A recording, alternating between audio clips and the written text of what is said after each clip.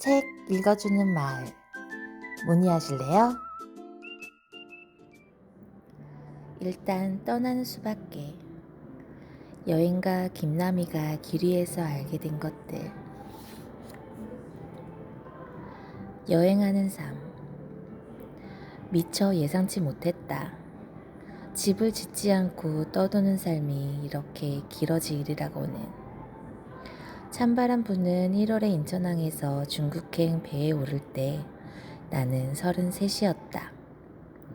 33은 지닌 재산이 적어 탕진하는 부담도 적은 나이였다.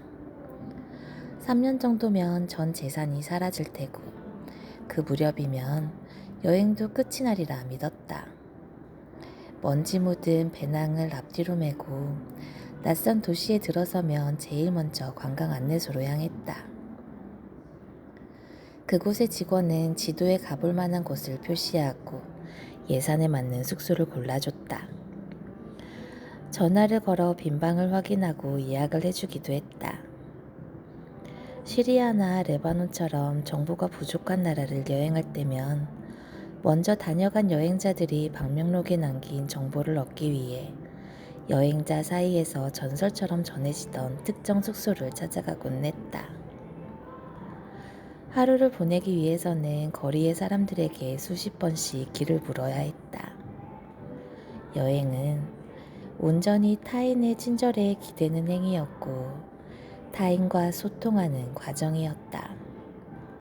그 시절에는 한 번의 여행을 마치면 한 명의 사람이 남았다. 여행하는 삶을 살아온 지도 어느새 23년 차. 이제 여행은 타인의 친절이 아니라 스마트폰 검색에 기대는 일이 되었다. 쉽고 편리해졌다. 가격 비교 사이트에서 비행기 표를 고르고 클릭 몇 번으로 숙소를 예약하고 구글 리뷰가 좋은 식당을 찾아가면 된다. 큰 용기가 없어도 외국어를 하지 못해도 누구나 실패 없는 여행을 하고 돌아온다. 어디서나 쉽게 여행자를 만날 수 있지만 친구를 사귀기는 더 어려워졌다. 쌀독에 나달만큼 흔해진 여행자는 이제 환영받는 존재도 아니다. 소음과 쓰레기 문제와 주거난을 일으켜 현지인의 삶의 질을 떨어뜨리는 주범이 되었을 뿐. 여행을 마치고 돌아올 때면 그곳에서 사귄 친구의 연락처 대신 수백 장의 사진만 남는다. 여행은 단순한 장소의 이동이 아니라 자신이 쌓아온 생각의 성을 벗어나는 일이다. 신영복. 여전히 내가 좋아하는 여행의 정의다. 여행을 하면 할수록 내가 알던 상식과 진리가 무너진다. 걸으면 걸을수록 질문이 생겨나고 내가 배워온 것들을 의심하게 된다. 거리에서 보내는 시간이 길어질수록 나와 타인이, 나와 지구가 깊이 연결되어 있음을 깨닫는다. 여행을 마치고 집으로 돌아올 때면 나를 둘러싼 모든 것을 조금 더 사랑하고 아끼게 된다. 여행은 언제나 더 나은 내가 되고 싶게끔 했다. 정말이지. 조금 더 선한 사람이 되고 싶고 지구와 타인에게 해를 덜 끼치는 존재가 되기를 갈망한다. 그 간절함이 나를 여행으로 이끈다. 코비드. 역병의 시대는 내 삶의 많은 것을 바꿔놓았다. 강연과 글쓰기뿐이던 생계활동에 에어비앤비 호스트, 방과 후 글쓰기단, 방과 후 산책단이 끼어들었다. 한마디로 엔잡러로 살기 시작했다. 그렇게 살아보니 그 어느 것도 절대적인 수입이 되지 못하는 대신에 그 어느 것에도 절대적으로 매이지 않아도 되었다. 원하지 않으면 때려치울 수 있어. 아니면 말지 뭐. 하는 가벼운 마음이랄까? 이제야 나는 빠꾸의 힘을 알게 되었다. 그 모든 일 중 끝까지 놓고 싶지 않은 일은 가장 어려운 글쓰기다. 마지막 순간까지 쓰는 사람으로 남고 싶다는, 읽어주는 사람이 있는 글쓰기를 하고 싶다는 욕망. 결국은 타인과 소통하고 싶다는 바람이었다. 쉽지 않은 방과 후 산책단을 계속 꾸려가는 이유도 결국은 그 열망 때문이다. 꼭 5년 전 봄, 혼자 여행하던 내가 방과 후 산책단이라는 이름으로 함께하는 여행을 시작했다. 먹고 살 길이 막막해진 코비드 초기에 지인이 조언했다. 네가 산책하는 걸 프로그램으로 만들어봐. 단체 여행이라니. 비명을 지르고 싶었다. 가족과 여행하는 일도 고난의 행군인데 처음 보는 사람들을 데리고 여행한다고? 수명을 자발적으로 단축하다니. 흰머리 늘어나는 소리가 실시간으로 들릴 것 같았다. 역시나 방과 후 산책단과 함께하는 여행은 만만치 않았다. 혼자서 처음부터 끝까지 모두를 책임져야 하니 어려울 수밖에. 책임감 제로의 삶을 살기 위해 고양이도 입양하지 못하는 사람인데 10명을 책임지는 일을 하게 되었다. 피를 나눈 남자가 뭐야, 여행도 하고 돈도 버는 거야? 세상 꿀잡이네 라고 했을 때 등짝을 후려치고 싶었다.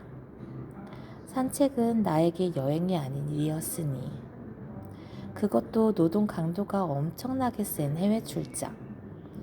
성격도 까칠하고 고집도 세고 융통성도 부족한 내가 체력과 취향과 성격이 다 다른 사람들을 이끌고 다니려니 매일 시험을 치르는 기분이었다. 그 좌충우돌의 시간 동안 방과 후 산책단을 구상했을 때 품었던 소망은 더 간절해졌다. 다른 방식으로 여행하고 싶다는 바람. 짧은 시간에 많은 곳을 다니는 게 아니라 조금 느슨하고 느리게 하는 여행. 유명한 곳만 찾는 게 아닌 덜 알려진 곳도 찾아가는 여행. 인간만이 아니라 동물과 식물, 자연을 존중하는 여행. 한 나라에 최소 열흘 이상 머물며 6명에서 10명 미만의 소규모로 다니는 여행. 현지 음식을 먹으며 현지인이 운영하는 작은 숙소에 머물고 현지인의 삶의 방식을 존중하는 여행. 에코백, 도시락통, 수저, 텀블러를 가지고 다니며 제로 웨이스트를 지향하는 여행. 조금 귀찮고 불편해도 지구를 위하는 여행. 어디에 가든 최소한의 흔적만 남기고 돌아오는 조심스러운 여행을 만들고 싶었다. 그런 바람으로 꾸린 방과 후 산책단은 첫 조지아 트레킹을 시작으로 어느새 19번의 해외 일정을 마쳤다. 생계를 위해 방과 후 산책단을 시작했지만 보람과 재미를 느끼지 못했다면 지속하지 못했을 것이다.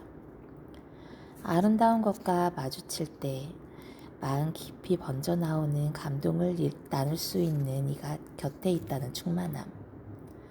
내가 준비한 프로그램에 몰입하는 이들을 실시간으로 지켜보는 즐거움. 내가 지키고픈 원칙을 존중해주는 이들에 대한 고마움. 오래도록 인연을 이어가고픈 결이 맞는 사람을 만나는 기쁨. 여행으로 인한 공감과 만남이 방과 후 산책단 안에 있었다. 산책단을 마치고 나면 늘 사람이 남았다. 여행하는 삶에 대한 갈망은 여전하지만 짐을 꾸릴 때마다 묻게 된다. 언제까지 여행할 수 있을까? 갱년기를 맞아 삐그덕거리는 몸도 문제지만 무엇보다 앓고 있는 지구를 어디서나 체감하기 때문이다. 그런데도 나는 여행을 포기하지 못하고 있다. 여행을 하지 않았다면 내가 지금보다 훨씬 못난 인간이 되었을 거라는 믿음 때문이다. 불편함을 견디지 못하고 이해심은 바닥이고 무지하면서 편협하기까지 한 꼰대가 되지 않았을까? 지금처럼 반성하는 꼰대도 아닌 구제불능의 꼰대 말이다. 여행을 통해서야 나는 더불어 살아가는 일의 의미를 깨닫게 되었고, 말을 할 수 없는 존재들에게 눈길이 갔고, 지구를 위해 해야 하는 일의 목록을 늘려갔다. 여행을 함으로써 나는 조금씩 더 다정해졌다. 나 자신에게도, 타인에게도, 지구에게도. 낯선 이의 호의에 기대어 새로운 세상으로 나아갈 때마다 중얼거린다. 여행하는 삶을 살아오길 잘했어. 포기하지 않고 여기까지 오기를 정말 잘했다. 그러니 아직은 일단 떠나는 수밖에. 대만 타이난에서 2025년 봄날에.